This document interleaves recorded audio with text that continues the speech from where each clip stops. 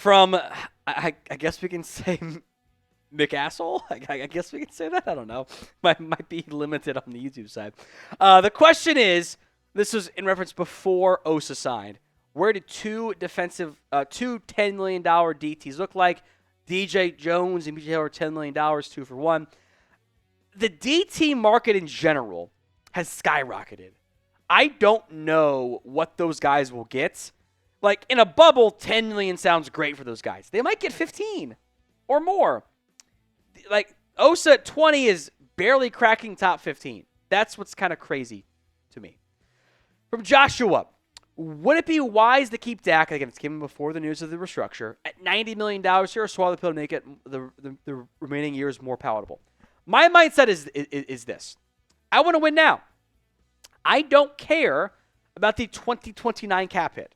I will restructure every year of Dak Prescott's contract, and I will eat the giant cap hit, the dead money hit, when he's off this team, and I'm bad, and I will tank, and I will get my top 5 pick and go draft whatever 17-year-olds lighting up high school right now. Like, that's what I want to do. I think that is a better plan than always trying to find this middle ground of 10 wins and not risking it all to win more games. Now, this came in via Super Thanks. We will always show your Super Thanks here on the channel. It's a feature on YouTube. Allows you to donate outside of live videos. Click the thanks icon, edit your message, send in whatever. If it's FU Tom, we got you covered. Hit that Super Thanks icon, and we'll give you some love on the show. Marcus, I give the boys an A+ on Osa's contract. You can't release the guy with the number 1 DT in free agency. You don't have a replacement already on the team, and you can't guarantee a good draft pick to replace them.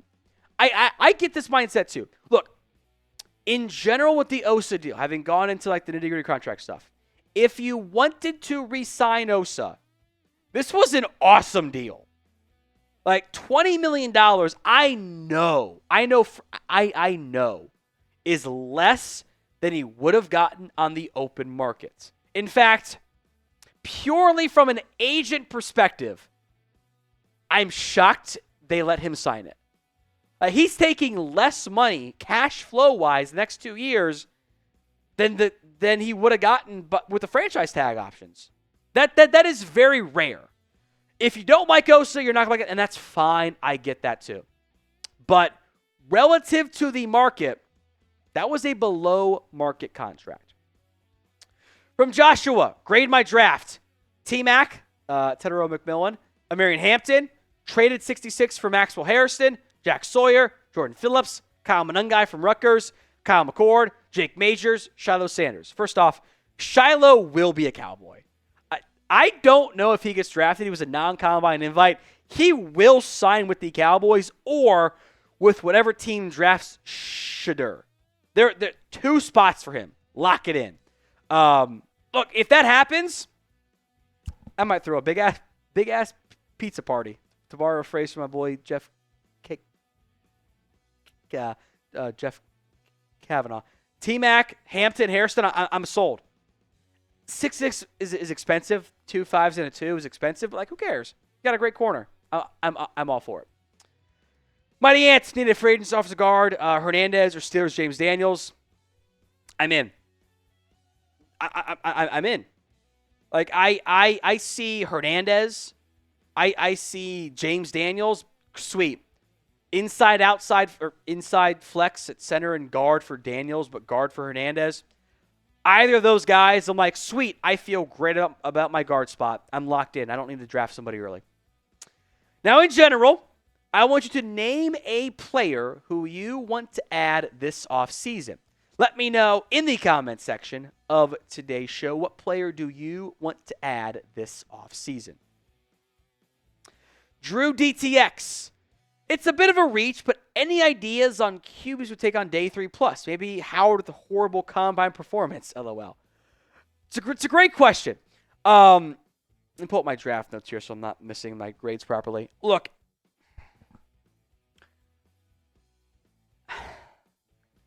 this is the 4 beer bongs deep version of me talking. I don't like this quarterback class. I am not a fan of it. Like, period. I don't have any first-round grades. The Shedeur Sanders Sunday because he's got day 2 grades. I'm like, but I have a day 2 grade on him. I thought we all knew that already. That's not a surprise to me. Like, I'm not. Jackson Dart top 10 is nonsense. Like, what are we doing out here? I'll go alphabetical order. Max Brosmer, I've got a UDFA grade on out of Minnesota. We'll take him day 3, sure, whatever. I've got like late day 2, early day 3 grade on Jackson Dart. He's not going to be there for you anyway. Quinn Ewers, I got a 5. Fix his footwork and let's talk. That man throws the ball like this too often. Throw it like this. Have your shoulders square, man. Come on, it's not that hard. Dylan Gabriel, I got like it's really funny and almost scary. Like, I do all my stuff, like I get my comps in there, and I keep seeing Daniel Jeremiah and I having the exact same comp. Dylan Gabriel is a more athletic version of Kellen Moore. Like, that's what I see in him. And it's the undersized lefty stuff. I got a 4 on Will Howard. I would take him happily in the 5th round. That's great. I've got less athletic Jeff Driscoll, more athletic Ryan Fitzpatrick. I got a late day 3 on Riley Leonard because he has issues with the forward pass. I am intrigued with Kyle McCord in the 5th. I got CJ Beathard kind of low mid end, Jimmy Garoppolo high end. That's high end, and you don't have the coaching staff for that. Curtis Rourke, I've got like a 7. I don't love him that much. Shedeur, I got a 2. He's Teddy Bridgewater, who I loved coming out, by the way. Tyler Shuck, I've got like a 5th. He's Gen Z Brandon Whedon. Like, the film's good, but he's also ancient. Like, and also Jeff Brom, all he does is make good day 2 QBs. It's like I'm fine taking a quarterback on day 3. I almost want to wait for like 1 or 2 more years because right now your day 3 pick's contract expires at the exact same time as Dak's, and I don't really want that. That was a long rant that was probably necessary, but I don't care. Mark, we overpaid Osa because we can't draft any good D-line guys. I'd spend $20 million on DT Allen, Napuna Ford, use a number 1 on Tet, a running back round 2, DT round 3, also have a good free agency wide receiver. I'll say this. You can still do all that.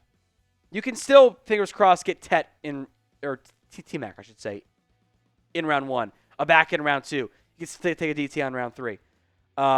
Maybe Allen Ford come in around $20 million. But I'll say this part too. I don't trust this team to spend money on guys who aren't their own guys. So if it's like $20 million on Osa versus bargain bin shopping, I guess give me the 20 on Osa. Today's show is made possible by Prize Picks. It is the best place to get real money sports action. Whether you live in California, Texas, Georgia, Florida, or any of the 30 states, it is available in Prize Picks. With over 10 million members and billions of dollars in awarded winnings, is the best place to get in on the daily fantasy sports action. You pick more or less on at least 2 players to win up to 1,000 times your cash. Run your game all season long on Prize Picks. It's available, again, in more than 30 states. I always advise the flex play. If you get one wrong, you're okay. You can still cash out. You can double your money, even if one of your picks does not hit. The football Prize Picks slates from one of the guys here at Chat Sports. Less than Jared Goff passing yards, less than Travis Kelce receiving yards, and less than Jaden Daniels rushing yards. I kind of actually love all 3, which I like the more than in most cases, but in this case, I'm all aboard the less than options. Go download the Prize Picks app today. Use code CLNS. That's prizepicks.com/CLNS to get $50 instantly after you play your first $5 lineup. The link will be in the comment section and the description of today's show. It's prizepicks.com/CLNS. Use that code, use the URL to get $50 instantly, win or lose, after you play your first $5 lineup. Rajanik, not Cowboys, but thoughts on Jackson Dart round 1 buzz. Look, as a Cowboys fan, I hope he goes top in the top 10. Nothing would make me happier. It pushes somebody down good. I got in an argument with an unnamed other media person who comped Jackson Dart to Josh Allen, and I'm like, what are you doing? I'll say this, and I don't want to start fights with people because there's a lot of good people who don't do it this way. My mindset is this. I think to be the best draft analyst possible, you should also love college football. I think there is a trend of, and I think scouts also love college football, so they're not a part of this. Like, I actively choose to, like, just enjoy college football. Because, like, that's how you know Tyler Shuck should not go in round one. Just the film this year is actually pretty damn good. It was 6 years of nonsense, though. Like, Jackson Dart and the Lane Kiffin offense is Mickey Mouse offense. It's not real. You're not asking him to do the same thing you're doing in offense. Like, if you drop Jackson Dart right now, and an NFL offense is going to go, oh, my God, what am I supposed to do here? Like, I think he needs at least a year to get up to speed with what the NFL wants to do on offense. He is a talented QB, but it's all, like, above average stuff. I think in general, draft media are so desperate to find a QB that we're going to force up guys like we did with, like, Malik Willis going top 2. He went day 3. Desmond Ridder, quarterback 1. He went in the 3rd round. That's what this class reminds me of. When it is not on time, when it is not perfect, he's not reading it. He's not reading it properly. Like he isn't asked to do that kind of stuff. Go watch the Florida game and tell me he's a top 5 QB, in top 5 pick a QB. I don't buy that at all. From Rico, odds the Cowboys trade down in round 1. Kind of high, you know. It's March. We'll see what happens, but like I would not be surprised at all. You know, if T-Mac's gone, I would not be surprised if they move down. I think you're playing a fine line though, because I only have a handful of round 1 grades this season. If you trade down, it might be into your round 2 picks. If you're out of round 1 grades, then trade down. It's fine. Also requires someone else to want to move up. But much like last year, I would not be shocked at all. So predictions. Will the Cowboys trade down in round 1? Why for yes and for no? Let me know in the comments section of today's show. Chris B. What will Javon Hargrave get? Would love him. I don't know. The DT class is solid-ish. He's coming off an injury, which kind of lowers the value as well. I think he's still pretty good, even though he's getting into his 4th contract, by the way. I would have interest there. I would have plenty of interest there. I don't know what the cost is if he wants to be like kind of a number 2, 3 technique, but I'd call. No issues in calling. From Donuts, with the pronunciation included there, can fans readjust their view on AP Wyatt? Isn't 2015? This is why I'm always like, you're willing to hear stuff? Like, the market's changed. The salary cap has gone up by nearly $100 million in like 5 years. It's insane. That's why I always want to mention like APY among the same position. Because we will get to 2 years from now, and the cap will be well above $300 million. And Osa will be maybe top 25 among defensive tackles. That's not that bad at all. Mark. Devo series, but it's $17 million. Imagine him and T-Mac competing for the 2 and 3 receiver. A 5th is worth the risk. Spent 2 fourths on a QB and a receiver. Many receivers out there. Yeah, look, I can never argue in favor of the Mingo trade because I hated it at the time. I didn't like it. It was stupid. It was a dumb trade. No one liked it. Nobody liked it then. No one is a fan of it now. I can't argue in favor of that. Debo is built like me. He got a bit of a dad bod, which is not good if you're an NFL player. Not good for me, quite frankly. I think you can get a receiver. I agree. I think you can find somebody. I don't want to let, though, bad trades from previous years make me double down on bad trades. I'm not concerned about Debo and the Commanders. He's going to get a bunch of bubble screens. It's fine. I think you can still get a good receiver. Mark, I'll get season tickets to the View before Jerry Jones does good. It'd be nice if we had to make you actually go buy season tickets to the View, Mark. I appreciate it.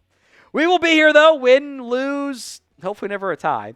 For more Cowboys news, rumors, and updates, hit that sub button right now. All right, Jimmy, you got a B on your ideal free agency plan because you didn't re-sign DeMarcus Lawrence. I think he might be too expensive. Hope I'm wrong, though. But you can slot in Tank and some extra money and replace Caleb Vaughn. That's fine, too. Devin Hanks, Genty round 1, Dart round 2. Trade for Garrett or Bosa. How am I trading for Garrett? Bosa's a free agent. But how am I trading for Garrett with no round 1 or round 2 pick? Also, I don't want to take Dart in the second. I don't think he's good enough. I don't. Corey. Would you draft Shedeur if he failed it to number 12? In many ways, taking Shedeur at 12 is kind of like, I don't know, the weird dichotomy. If Shedeur's there at 12, it means all those teams that actually need a quarterback said, no, we don't want him. So why would you want him?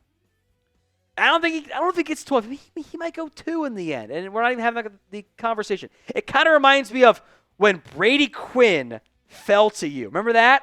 And it was like, are the Cowboys going to take Brady Quinn? No, they traded him. They traded the pick, or Manziel and Martin. I'm not taking a quarterback to sit for a year behind my giant quarterback contract and then eat a bunch of dead money. I don't think it makes any sense timing-wise. So what round will the Cowboys draft a QB? Let me know in the comments section of today's show.